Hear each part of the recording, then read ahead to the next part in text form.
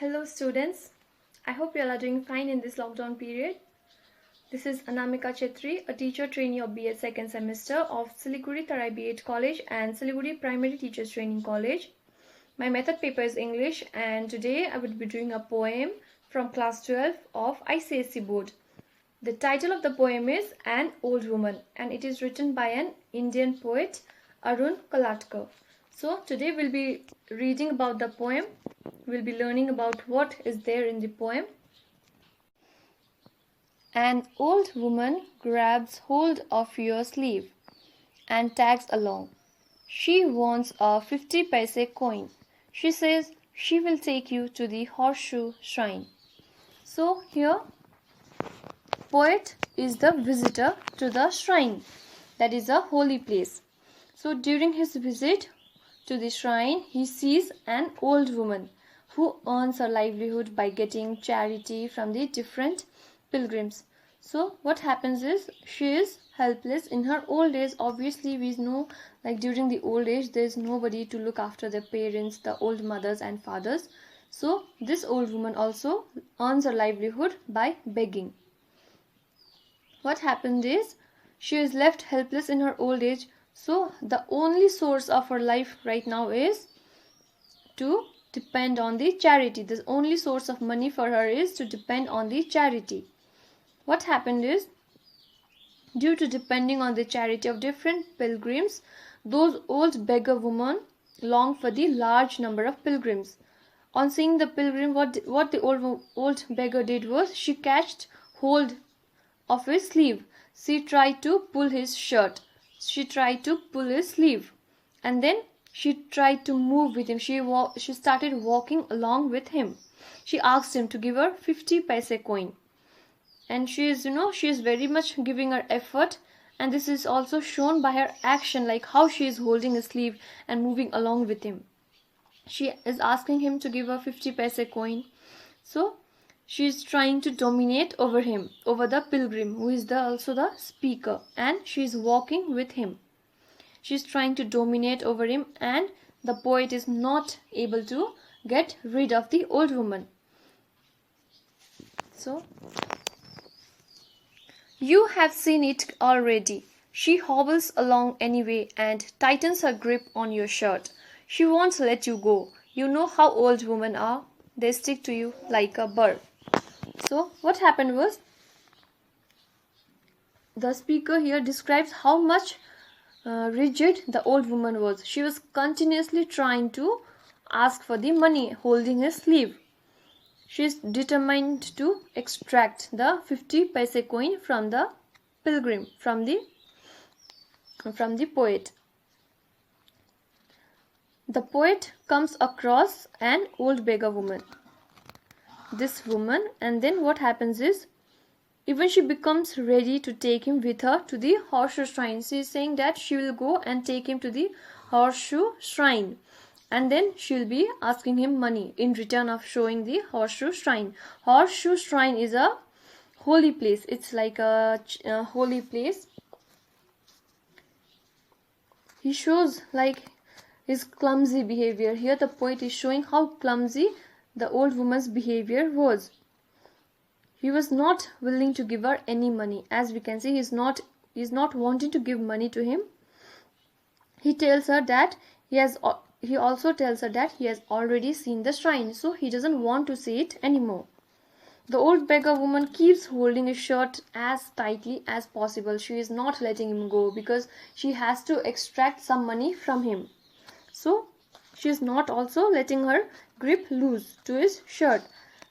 So the pilgrim is trying to, just like trying to get rid of her efforts, but he is not able to do so.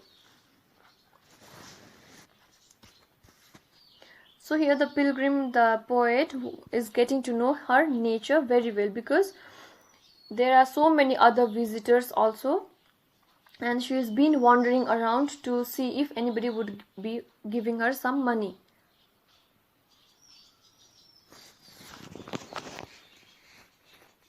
You can turn around and face her. With an air of finality, you want to end the farce.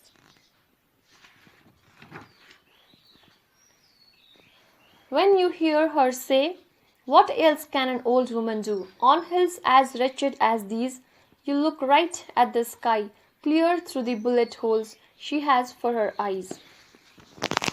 Here, the speaker is describing that he is being defeated. That means he is being emotional because of the helplessness of the old beggar woman. He is seeing how the old beggar woman was helpless. So he is being a bit emotional.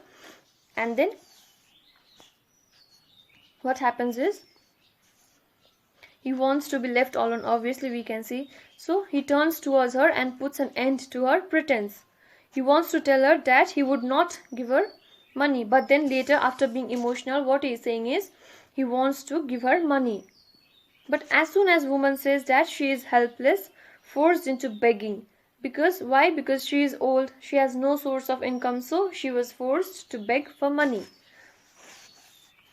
There is no other way to avoid her begging. So the poet is forced here. He comes to know that that place was a hilly area. So he came to know that there is no source of income in those hills. So he stands being defeated up before her, because he later what he did was he had to give the money.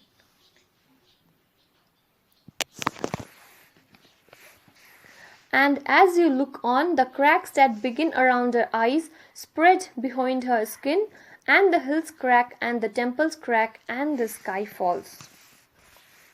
So the poet is greatly moved by seeing the pathetic condition of the woman.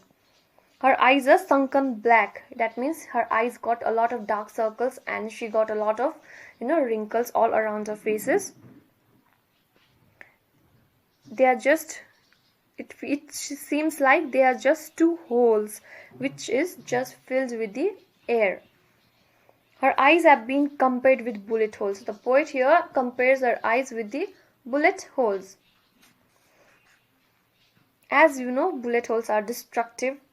Here the eyes of woman are also suggested to be destructive because of her poverty, because of her poorness. He feels dominated by her, and then he finds that the wrinkles that starts from her eyes are almost scattered everywhere around her. He feels that everything is falling apart, and then everything is cracked and ruined. He sees that woman as an old hilly area, and the temples which is being cracked beyond her skin to the hills and skies. Here the poet compares her to the hills, the cracks of the hills and the temples. With a plate glass clatter around the shatterproof crone who stands alone, and you are reduced to so much small change in her hand. Here, what happened is, when he wants to get rid of her, she tells him that she is forced to live in this charity, in this hilly place, because there is no source of income, right? So, she is rough as well as tough like the surrounding hill. The poet here compares her with the surrounding hilly area. The pilgrim stands before her as an embodiment of helplessness. He is helplessness. Now the poet is helpless because he is not able to avoid her asking for the money. He is he feels like he is under the spell of her poverty that goads her to beg under the pretense of her being just a guide. She is trying to act as a guide, saying him that she will show him different places, and instead of that he should be giving her 50 cents. Here the poet feels very small, petty and ashamed because of her behavior. He feels belittled before her. He feels very much low. Why? Because he couldn't give him money. So here what the poet is saying is, I'll just give you the theme of the poem. Poet here shows us the urban place, difference between urban and the rural area, because he has also shown us about the temples and the hills that are empty and soulless, because they have old women out there. There are kind of old women who are begging for their life because they are wanting some money to serve themselves. There is the, instant in the name of a religion, there is a shallowness, and the hollow beauty of nature can be seen through those eyes of the old woman. Here the poet sees those narrow, and he sees the hollow beauty of nature through those bullet hole eyes. So this apparently this old woman is like self-appointed tourist guide, because nobody has appointed her as a tourist guide. She himself is walking as if she is this tourist guide. To make few money, instead of begging, she is trying to make few money by showing them the places. So here what the poet is doing is, he feels very much ashamed at his refusal not to give any coin, because he's not able to give any coin. So he feels kind of ashamed. He feels as if he were an insignificant person before her. So this poem is over.